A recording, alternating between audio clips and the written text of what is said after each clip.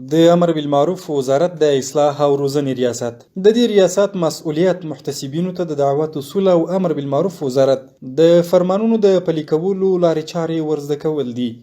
زمونږ چې د یو ځو باندې ګرځو اصلاح او تربیت د ریاست د خوا نه محتسبینو ته ورځو او دغه سیمینارونو سره مختصر کوو. هدف هم دا دی، مقصد هم دا دی چې زمونږ محتسبین د قرآن او د حدیث په رڼا کې دغه داعیتوب چې کوم صفت الله دوی ته ورکړی په ښه طریقې سره په ښه شان سره ادا کړي. د پلازمینې کابل لومړی امنیتي حوزه دلته د اصلاح او روزنې ریاست له لوري محتسبینو سره اصلاحي او روزنیزه غونډه روانه ده. فاسقانو فاجرانو سره مخ کېږي، لیکن داعي به داسې وي چې هغه به غټې سینې والا وي، هغه به زړه تنګوي نه، هغه به غوسه نه کوي. دلته پر محتسبینو ټینګار دا دی چې ځانونه له خپلو طرز العملونو سره بلد کړي او بیانونه یې د قرآن او حدیث په استناد وي. داعي چې کله ځي که نه اول ته خبره کوي، نو په خپله خبره به ښه مطمئن وي، ښه به مضبوط وي. داسې خبره به نه چې د هغې مشکک وي، ستا خپله پې یقین نه وي، نه خبره به بیا نه کوي. د داعي هره خبره باید مستنده او له اصولو سره برابره وي. له موضوعي احادیثو، فرضي کیسو او له ځان نه جوړ شوو احکاماتو څخه په کلکه ډډه وکړي. محتسبینو سره په دې ناسته کې له هغوی وغوښتل شول چې د منکراتو د مخنیوي لپاره دي تر هر څه وړاندې د هغوی موانع په ګوته او بیا اقدام وشي.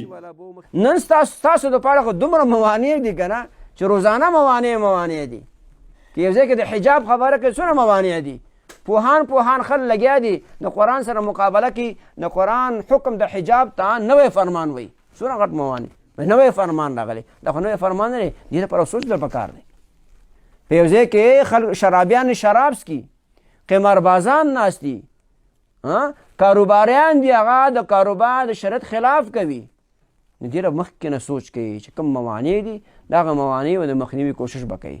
محتسبین د دې اصلاحي ناستو په ترسروي او دوام خوښي څرګندوي او دا ډول پروگرامونه د ځان لپاره ګټور بولي.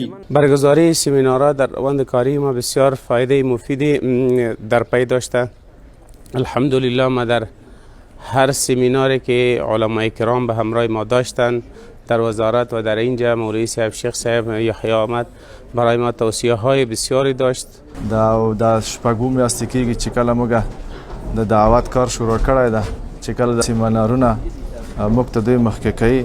د موږ په کارو کې ډېر تغییر راغلی، مثبت تغییرونه راغلي او نن هم موږ ته سیمینار و شیخ صاحب راغلی، موږ ته خبرې وکړلې او موږ ته دا وویلې چې داعي باید مخکې له دې نه چې دی حرکت وکړي باید تربیت حاصل کړي.